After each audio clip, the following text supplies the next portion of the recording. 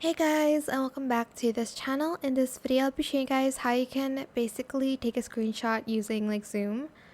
I mean like in like Zoom mode on your PC or your laptop.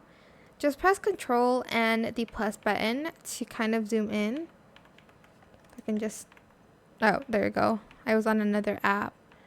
You can kind of move up and down here to see like where you want to like screenshot. You can also like move left to right. Just take like a screenshot of it once you're done like zooming in. Hello.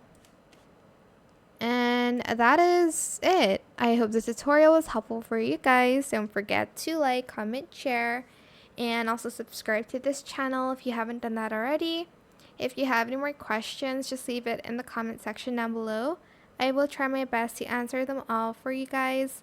And if you found this video helpful, please click the thanks button as well. That is it. Thank you so much for watching. Bye.